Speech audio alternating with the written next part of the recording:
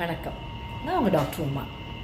இன்றைக்கி நம்ம டெய்லி பண்ணுற ப்ரஷ்ஷிங்கை பற்றி பேசலாம். நம்ம எல்லாருக்கும் வர டவுட் என்ன, எந்த பிரிசில்ஸ் ப்ரஷ் வாங்குறதுன்னு. நாங்கள் ஜென்ரலாக ரெக்கமெண்ட் பண்ணுறது சாஃப்ட் பிரிசில்ஸ் தான். That is kind to your teeth and comes. இல்லை உங்கள் பல்லில் சென்சிட்டிவிட்டி இருக்குது, கம் ப்ளீடிங் இருக்குது அப்படின்னா உங்கள் டென்டிஸ்ட் உங்களுக்கு அல்ட்ரா சாஃப்ட் பிரிசில்ஸ் ரெக்கமெண்ட் பண்ணுவாங்க. அண்ட் அதில் எவ்வளோ பேஸ்ட் வைக்கிறோங்கிறது ரொம்ப முக்கியம். நம்ம எல்லோரும் அந்த ப்ரஷ்ஷு ஃபுல்லாக பேஸ்ட் வச்சா தான் நல்லா லேதர் வரும், நல்லா க்ளீன் ஆகணும்னு நினச்சிட்ருக்கோம். அப்படி கிடையாது. ஒரு சின்ன peanut size of a paste is more than sufficient.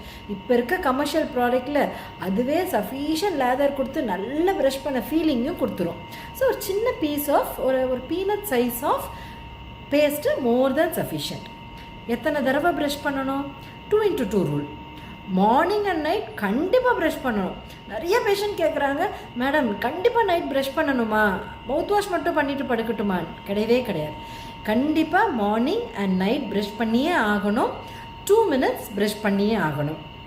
Night brush பண்ணதுக்கப்புறம் only thing that is allowed is water.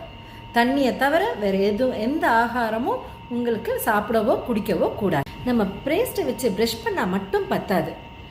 நம்ம வாயில் பல் மட்டும் இல்லை, நிறைய சாஃப்ட் டிஷ்யூஸ் இருக்குது. ஸோ டெய்லி ரொட்டீனில் மவுத் வாஷ் யூஸ் பண்ணுறத ஒரு ஹேபிட்டாக நம்ம இன்கல்கேட் பண்ணிக்கணும்.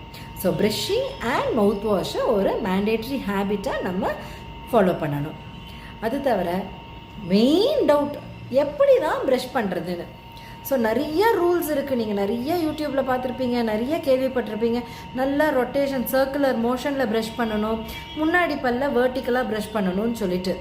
ஆனால் எல்லா பல்லும் ஒரே மாதிரி இருக்கிறதில்ல. சில பேருக்கு நல்ல அமைப்பாக இருக்கும், நிறைய பேருக்கு பல்லு முன்னம் பின்னியும் இருக்கும். அட்லீஸ்ட் ஒரு பல்லாவது முன்ன மேலே கீழே இருக்கும். ஸோ பேசிக் ரூல் என்னென்னா, உங்கள் பிரிசில்ஸ் எல்லா சர்ஃபேஸ் ஆஃப் த பல்லுலேயும் படியணும். ஸோ கடிக்கிற பல்லாக இருந்துச்சுன்னா கடிக்கிற சர்ஃபேஸ் அண்ட் எல்லா சர்ஃபேஸ்லேயும் உங்கள் பிரிசில்ஸ் படியணும். முன்னாடி பல்லாக இருந்துச்சுன்னா இப்படி வச்சிங்கன்னா உங்கள் பிரிசில்ஸ் படியாது. ஸோ வேர்ட்டிக்கலாக வச்சு எல்லா சர்ஃபேஸ் ஆஃப் யுவர் டீத்லேயும் பிரிசில்ஸ் படிகிற மாதிரி சாஃப்டாக ப்ரஷ் பண்ணி எடுக்கணும். போட்டு விறுவிறுன்னு தேய்ச்சா தான் க்ளீன் ஆகும்னு கிடையாது.